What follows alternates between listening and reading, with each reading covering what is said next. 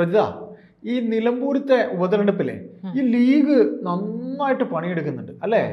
League പണിയെടുത്താലേ അവിടെ രക്ഷപ്പെടുള്ളൂ എന്നുള്ളതാണ്. പിന്നെ കോൺഗ്രസ് രക്ഷപ്പെടും. പിന്നെ മറ്റൊരു കാര്യം എന്ന് പറയുന്നത് തദ്ദേശ തിരഞ്ഞെടുപ്പ് വരികയാണ്. തദ്ദേശത്തിൽ കോൺഗ്രസ് പണിയെടുത്താലേ ലീഗിന്റെ സ്ഥാനാർത്ഥികൾ ജയിക്കുള്ളൂ. അതെ, അങ്ങോട്ടും ഇങ്ങോട്ടും ഒരു പാലോട്ട് അങ്ങോട്ടും ഇങ്ങോട്ടും വേണമെന്നാണല്ലോ. ആ ഒരു രീതിയിലുള്ള കാര്യങ്ങളാണ് അവിടെ നടക്കുന്നത്. അല്ല, ഏതായാലും ഇനിയിപ്പോ തെരഞ്ഞെടുപ്പിന് 2-3 ദിവസം മാത്രമേ അവശേഷിക്കുന്നുള്ളൂ. ഇന്ന് തീയതി 16, 19-നാണ് ഇലക്ഷൻ എന്നാണ് എൻ്റെ ഒരു അറിവ്, ശരിയാണെന്നാണ് വിശ്വാസം. അപ്പോൾ ഏതായാലും ഇങ്ങനെ ഇലക്ഷൻ പ്രഖ്യാപിക്കപ്പെട്ടിരിക്കുമ്പോൾ ഇപ്പോഴത്തെ ഒരു ചിത്രം വെച്ച് നിലമ്പൂർ നോക്കുമ്പോൾ അൻവർ ഫാക്ടർ ഒരു ചെറിയ ഘടകമായി അവസാന ഘട്ടത്തിലേക്ക് മാറുന്നു എന്നൊരു സംശയം അവശേഷിക്കുന്നുണ്ട് അല്ലേ? എന്ത് പറയുന്നു? ഇത്ര ദിവസം പക്ഷെ അൻവർ ഫാക്ടർ അവിടെ കാണുന്നുണ്ട്. എന്ന് വെച്ചാൽ റോഡ് ഷോ, ഇന്നലെ യൂസഫ് പത്താന്റെ റോഡ് ഷോ ഉണ്ടായിരുന്നു. അപ്പൊ ഈ റോഡ് ഷോയിൽ പങ്കെടുക്കുന്നത് ഒരിക്കലും അവിടെ തന്നെ ഉള്ളവരായിരിക്കണമെന്നില്ല. ഇപ്പൊ ഇവിടെ തൃക്കാക്കര തിരഞ്ഞെടുപ്പ് നടന്നപ്പോഴത്തേക്ക് ഇവിടെ ഇത്രയും ആൾക്കൂട്ടം LDF-ന് കിട്ടിയത് LDF-ന്റെ ആൾക്കാരല്ല, എനിക്ക് തന്നെ അറിയാം. ആലുവയുള്ള ആൾക്കാരുണ്ടായിരുന്നു, ഈ CPM-ലൊക്കെ തന്നെയുള്ള ആലുവയിലെ ആൾക്കാരുണ്ടായിരുന്നു, ഈ കളമശ്ശേരിയിലെ ആൾക്കാരുണ്ടായിരുന്നു, ഈ എറണാകുളത്ത് തൃക്കാക്കര ഇലക്ഷനിൽ. അപ്പോൾ ഇവിടെ നമ്മൾ നോക്കുമ്പോൾ ഇവിടുത്തെ ഇലക്ഷനിൽ ചിലപ്പോൾ നിലമ്പൂരുള്ളവരായിരിക്കില്ല, മലപ്പുറത്തുള്ളവരായിരിക്കും ഏറ്റവും കൂടുതൽ ഉണ്ടാവുക. അപ്പോൾ ഞാൻ ഇതിനിടയ്ക്ക് എൻ്റെ ഒരു മലപ്പുറത്തെ സഖാവിൻ്റെ ചോദിച്ചു, ഞാൻ സഖാവ് തന്നെ അദ്ദേഹത്തെ വിളിക്കുന്നത്, സഖാവെ കള്ള വോട്ട് വല്ലതും മലപ്പുറത്ത് വരാൻ സാധ്യതയുണ്ടോ എന്ന് ചോദിച്ചു. CPM-ന്റെ പാർട്ടി. അപ്പോൾ അയാളൊരു പൊട്ടിച്ചിരിങ്ങി ചിരിച്ചു. അയാളൊരു വലിയ കമ്മ്യൂണിസ്റ്റ് കുടുംബത്തിലെ ആളാണ്, പഴയ ഒരു മന്ത്രിയുടെ കുടുംബത്തിൽപ്പെട്ട ആളാണ്.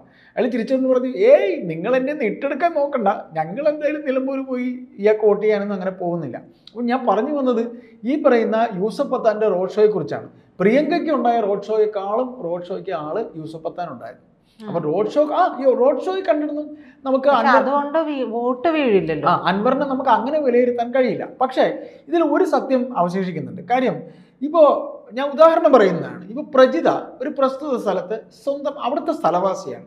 നിങ്ങൾ അവിടെ 2 ടേം ജനപ്രതിനിധിയാകുന്നു, MLA ആകട്ടെ പഞ്ചായത്ത് അംഗമാകട്ടെ, നിങ്ങളെ കൂടെ ഒരു അനുഭവം ആ നാട്ടുകാർക്കുണ്ടാകും. നിങ്ങൾ എൻ്റെ വീട്ടിൽ വരും, ഞാൻ നിങ്ങളുടെ ആ ഗ്രാമത്തിൽ ജീവിക്കുന്ന ഒരാളാണ്. അയ്യപ്പദാസിൻ്റെ മകളുടെ ആ പേപ്പറിൻ്റെ കാര്യം ഞാൻ ശരിയാക്കിയിട്ടുണ്ട് കേട്ടോ എന്ന് ഞാൻ ഒരു തവണ പേപ്പർ തന്നതിൻ്റെ പിറകെ നിങ്ങൾ ചെയ്യുമ്പോൾ എൻ്റെ വീട്ടിൽ 5 വോട്ടുണ്ടെങ്കിൽ 5 വോട്ടും രാഷ്ട്രീയം നോക്കാതെ നിങ്ങൾക്ക് വോട്ട് ചെയ്യും. അല്ലേ? ഞാൻ പറയുന്നത് തെറ്റോ ശരിയോ? അത്തരത്തിൽ സ്വാഭാവികമായി അൻവറിന് ഒരു വോട്ടുണ്ട് അവിടെ. 5 അല്ല 10 കൊല്ലം അദ്ദേഹം അവിടെ MLA ആയിരുന്ന ആളാണ്. അപ്പോൾ അങ്ങനെ വരുമ്പോൾ അത് ആ വോട്ട് ഒരു നിർണായക ഘടകമാണ്. അത് CPM-നെയും ബാധിക്കും, UDF-നെയും ബാധിക്കും. പക്ഷേ അൻവറിന്റെ വോട്ട് എന്ന് പറയുമ്പോൾ അൻവർ തന്നെ ഉണ്ടാക്കി വെച്ച കുറച്ച് പുകിലുകളുണ്ട് ഏറ്റവും ഒടുവിൽ. അത് വെച്ച് നോക്കുമ്പോൾ ഉണ്ടായിരുന്ന വോട്ടും പോകാനല്ലേ സാധ്യത? പ്രജിത, അതങ്ങനെ പോകാനുള്ള സാധ്യത ഞാൻ ഈ പറഞ്ഞ കാരണത്തിൽ ഉണ്ടാകില്ല. കാര്യം എനിക്കാണ് ഒരു കാര്യം അൻവർ ചെയ്തു തന്നാൽ തീർച്ചയായും എൻ്റെ രാഷ്ട്രീയം ഞാൻ മറക്കും. ഞാൻ അല്ലെങ്കിൽ പോട്ടെ, എൻ്റെ ഭാര്യയെങ്കിലും അൻവർ ചെയ്തെന്ന കാര്യം ഓർക്കും. എൻ്റെ മകൾക്ക് വേണ്ടിയുള്ള ചെയ്തെങ്കിൽ അവൾ അത് ഓർക്കും. സ്ത്രീകൾ അങ്ങനെയാണ്, പുരുഷന്മാർ അങ്ങനെയല്ല. പുരുഷന്മാർക്ക് എന്ന് പറഞ്ഞാൽ ഞാൻ ഈ രാഷ്ട്രീയ പാർട്ടിയിൽ ഞാൻ കുത്തുള്ളൂ, ഇനി അൻവറല്ല അൻവറിൻ്റെ അപ്പം വന്ന് എനിക്ക് ചെയ്തു തന്നാലും അത് അവർക്ക് കിട്ടാനുള്ളതാണെന്ന് പറഞ്ഞ് പുരുഷന്മാർ അങ്ങനെയാണ്. സ്ത്രീകൾ അങ്ങനെയല്ല, സ്ത്രീകൾ കമ്മിറ്റഡാണ്, സ്ത്രീകൾ അത് വോട്ട് ചെയ്യും. അപ്പോൾ ഈ 2 ഞാൻ പറഞ്ഞത് ഈ രീതിയിൽ സ്ത്രീകളുടെ വോട്ട് കുറേ അൻവറിന് കിട്ടാൻ സാധ്യതയുണ്ട്. അത് CPM ഭയക്കുന്നുണ്ട്, അത് ഈ പറയുന്ന ഷൗക്കത്ത് ഭയക്കുന്നുണ്ട്. പിന്നെ രണ്ടാമത് ഇപ്പോൾ ഉണ്ടായിരിക്കുന്ന മറ്റൊരു ഫാക്ടർ എന്ന് പറഞ്ഞാൽ ജോയിയുടെ factor, VS Joy factor. VS Joy factor എന്താണ്? VS ജോയി ഫാക്ടർ എന്ന് പറഞ്ഞാൽ ഒരു ക്രിസ്ത്യൻ സ്ഥാനാർത്ഥിയെ നിർത്താൻ ഉദ്ദേശിച്ചത് അൻവർ പറഞ്ഞത് ഷൗക്കത്തിനോടുള്ള വിരോധം കൊണ്ട് മാത്രമല്ല. അവിടുത്തെ വോട്ട് ബാങ്കിൽ 1.5 ലക്ഷം വോട്ട് ക്രിസ്ത്യനുണ്ട്, 1.5 ലക്ഷത്തിന് അടുത്ത് വരെ വോട്ട് മലയോര കർഷകരുണ്ട്. ഈ കണ്ട മൃഗങ്ങളെല്ലാം കയറി വിളയാടിയിരിക്കുന്നു. ഒരു തവണ ഈ ഹിന്ദു വോട്ടിനേക്കാൾ കൂടുതൽ അവിടെ ക്രിസ്ത്യൻ വോട്ടുണ്ട്.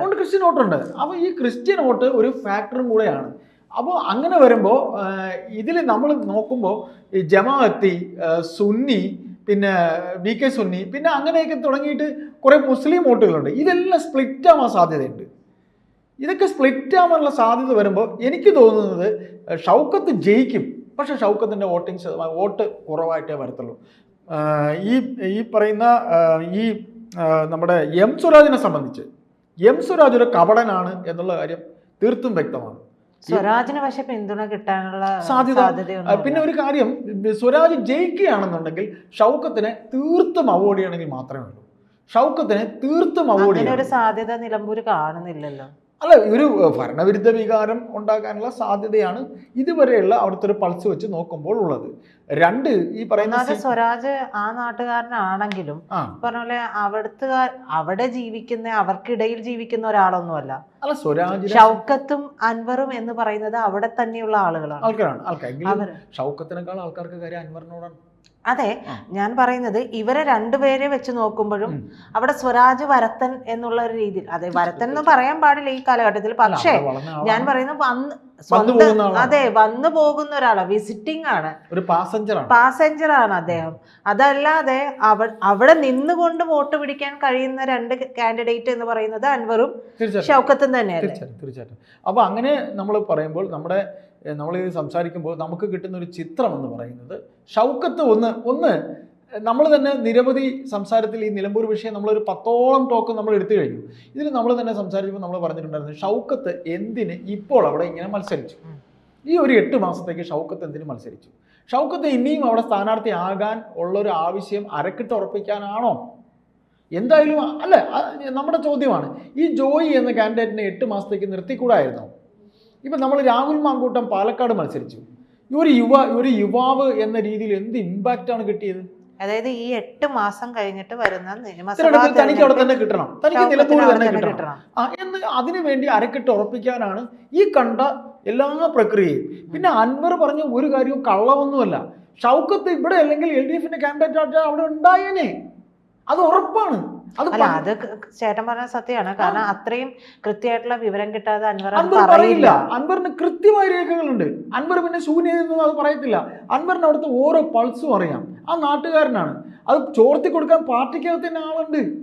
കാര്യം പ്രജിത്ത് തുടക്കത്തിൽ സംസാരിച്ചപ്പോൾ പറഞ്ഞില്ലേ, ഈ പറയുന്ന അൻവറിന് കിട്ടിയിരുന്ന ആ ഫാക്ടർ അത് കിട്ടില്ല എന്നൊരു തോന്നലെന്ന് പറഞ്ഞില്ലേ, അത് പാർട്ടിക്കാരുടെ ഒരു ഇളക്കമായിരുന്നു അൻവറിനോടൊപ്പം. ഒരു പാർട്ടിയുടെ സ്വതന്ത്ര സ്ഥാനാർത്ഥിയായി അൻവർ മത്സരിച്ച ആ അൻവറാണ് അവിടെ നിന്ന് ഇറങ്ങി വന്നിരിക്കുന്നത്. പിണറായി വിരുദ്ധ വികാരം ഈ പാർട്ടിക്കകത്തുണ്ട്, പകൽ പോലെ സത്യമാണ്. അപ്പൊ അങ്ങനെയുള്ളവർ അൻവറിനോടൊപ്പം നിൽക്കും. ആ ഉള്ള ആൾക്കാരാണ് അൻവറിനോട് അന്ന് സപ്പോർട്ട് ചെയ്തത്. അവരിലൊരു 5% വോട്ടെങ്കിലും ഇപ്പൊ കിട്ടൂലേ? കിട്ടും. ഇപ്പോൾ പാർട്ടി എത്ര കണക്ക് കൂട്ടിയാലും പാർട്ടി ഓരോ ബൂത്തിലെ കണക്കെടുക്കും. ഒരു ബൂത്തിലെ കണക്കിൽ എത്ര വോട്ട് പാർട്ടി അംഗങ്ങളുടെ ഉണ്ട്, എത്ര വോട്ട് അനുഭാവികളുടെ ഉണ്ട്, എത്ര വോട്ട് കിട്ടാൻ അങ്ങോട്ടും ഇങ്ങോട്ടും ചാഞ്ചാടിയുള്ളതുണ്ട്. അങ്ങനെ കണക്കാക്കി എടുക്കുമ്പോൾ ഇവർക്ക് അവസാനം മനസ്സിലാവും പാർട്ടിയുടെ 50 വോട്ടിൽ 5 വോട്ടെങ്കിലും പാർട്ടി വോട്ട് അൻവറിന് പോയിട്ടുണ്ടാവും. അത് ഉറപ്പാണ്. അപ്പോൾ ഇപ്പോൾ ഒരു കണക്ക് കൂട്ടൽ, നമ്മൾ നിലമ്പൂർ വിഷയം ഇങ്ങനെ കത്തി നിൽക്കുന്നതായതുകൊണ്ട് ആണ് നമ്മളിവിടെ സംസാരിക്കുന്നത്. തുടക്കത്തിൽ ഞാൻ പ്രൈതിയോട് അങ്ങോട്ട് ചോദിച്ച പോലെ ലീഗാണ് ഇപ്പോൾ അവിടെ പണിയെടുക്കുന്നത്. കാര്യം ലീഗിൻ്റെ ആവശ്യമാണ്. നമ്മൾ നമ്മുടെ ഈ വിഷയം സംസാരിക്കുമ്പോൾ നമ്മുടെ കമൻറ്റ് ബോക്സിൽ സ്ഥിരം വരുന്ന ഒരാളുണ്ട്. അദ്ദേഹം നിനക്കൊന്നും ലീഗിനെ അറിയില്ലടാ എന്നാണ് നമുക്കൊക്കെ തിരിച്ച് മെസ്സേജ് വരുന്നത്. അത് ഞാൻ ശ്രദ്ധിച്ചു ആ ID. എന്നാൽ നമ്മൾ പറയുന്നു, ലീഗിനെ അറിയാവുന്നതുകൊണ്ട് തന്നെ പറയുന്നു, ലീഗിന് ഭരണം അടുത്ത തവണ കിട്ടിയില്ലെങ്കിൽ ലീഗ് വട്ടപൂജ്യമാണ് സാർ. അതെ, അത് ഉറപ്പാണ്. അത് മനസ്സിലാവാത്തവർ അല്ല, അത് മനസ്സിലാവാത്തവർ മണ്ടന്മാരെന്നല്ല, ഇത് അവർ മറച്ചു വെക്കുന്നതാണ്. ലീഗിനെ കൊച്ചാക്കുന്നു എന്ന്, ലീഗിനെ നമ്മൾ കൊച്ചാക്കുന്നു എന്നൊരു തോന്നൽ. അതെ, അങ്ങനെ ഒരു തോന്നലുണ്ട്. അങ്ങനെ ഒരു വായനയുണ്ട്. ലീഗിനെ നമ്മൾ കൊച്ചാക്കുന്നു, അത് സത്യമാണ്. ലീഗിനെ കൊച്ചാക്കാനൊന്നും നമുക്ക് ശ്രമിച്ചിട്ട് നമുക്ക് എന്ത് കിട്ടാനാണ്? നമുക്ക് അങ്ങനത്തെ ഒരു കാര്യവും ഇല്ല. നമ്മൾ അവിടെ നിന്ന് കിട്ടുന്ന ചില ഫാക്ട്സ് വെച്ചിട്ട് നമ്മൾ നമ്മുടെ വായിച്ചറിവ്, നമ്മുടെ അവിടെ നിന്നുള്ള കേട്ടറിവ്, നമ്മുടെ അവിടെ ചെന്നുള്ള നമ്മുടെ സോഴ്സുകൾ വെച്ചിട്ടാണ് നമ്മളിത് പറയുന്നത്. അല്ലാതെ നമുക്കിപ്പോ ഒരു പാർട്ടിയെയും കൊച്ചാക്കി കാണേണ്ട ഒരു ആവശ്യമില്ല. കാരണം ഓരോ പാർട്ടിക്കും അതിൻ്റെതായ പ്രത്യയശാസ്ത്രവും അതിൻ്റെതായ ആളുകളും പിൻബലവും ഒക്കെ ഉണ്ട്. നമ്മൾ എന്തിനത് പറയണം? അപ്പൊ ഏതായാലും ഭരണത്തിലില്ലാത്ത ലീഗ് എന്ന് പറഞ്ഞാൽ വട്ടപൂജ്യമാണ് എന്നുള്ളത് കൊണ്ട് തന്നെ ലീഗ് ഒരു വേള ഇപ്പോൾ അത്യന്തം നന്നായിട്ട് വെള്ളം കോരുന്നുണ്ട്. അത് കണ്ട് സുഖിക്കുന്നുണ്ട് കോൺഗ്രസ്. പക്ഷെ കോൺഗ്രസ് അധികം സുഖിക്കേണ്ട, പഞ്ചായത്ത് ഇലക്ഷനിൽ പണിയെടുക്കേണ്ടി വരും. പിന്നെ VD സതീശൻ ഉൾപ്പെടെയുള്ള നേതാക്കൾ കുഞ്ഞാലിക്കുട്ടിയുടെ വില മനസ്സിലാക്കുന്നില്ല. ഇവിടെ നമ്മളെ ഈ എതിർത്ത് സംസാരിച്ചവർ മനസ്സിലാക്കാനുള്ള ഒരു സംഗതി, കുഞ്ഞാലിക്കുട്ടിക്ക് ഒരു വിലയുണ്ട്. കുഞ്ഞാലിക്കുട്ടി എന്ന നേതാവിന് ഒരു വിലയുണ്ട്. പാണക്കാട് തങ്ങൾ കുടുംബത്തിന് ഒരു വിലയുണ്ട്. പാണക്കാട് തങ്ങൾ കുടുംബം ഇറങ്ങിയിരിക്കുന്നു പറയുന്ന വോട്ട് പിടിക്കാൻ. അങ്ങനെ വാർത്തയുണ്ട്. ഈ പറയുന്ന ആര്യാടൻ ഷൗക്കത്തിന് വേണ്ടി തങ്ങൾ കുടുംബം പണിയെടുക്കുന്നു. തങ്ങളുടെ കുടുംബത്തിന്റെ വീട്ടിൽ ഞാൻ പോയിട്ടുണ്ട്. തങ്ങളുടെ വീട്ടിൽ ഞാൻ പോയിട്ടുണ്ട്. ഞാൻ മലപ്പുറത്ത് അവരുടെ വീട്ടിൽ പോയിട്ടുണ്ട്. അവർ ഇറങ്ങിയിരിക്കുന്നു പണിയെടുക്കാൻ. ആരെ? ഈ ഷൗക്കത്തിനെ ജയിപ്പിക്കാൻ. അപ്പൊ ഇതിൽ നമ്മള് സംസാരം നമ്മൾ അവസാനിപ്പിക്കുമ്പോൾ ഷൗക്കത്തിനെ ജയിപ്പിക്കാനായി ലീഗ് അത്യന്തം പണിയെടുക്കുകയാണ്. ലീഗിൻ്റെ ഈ പണിയെടുക്കൽ കോൺഗ്രസ് കാണാതിരിക്കരുത്. പിന്നെ ഒരു വേള എന്തെങ്കിലും സംഭവിച്ചാൽ സതീശന് അട്ടപടലം പൂട്ടാനുള്ള വകുപ്പ് ഇപ്പോഴേ തന്നെ കുഞ്ഞാലിക്കുട്ടി എന്ന രാഷ്ട്രീയക്കാരൻ റെഡിയാക്കി വെച്ചിട്ടുണ്ട്.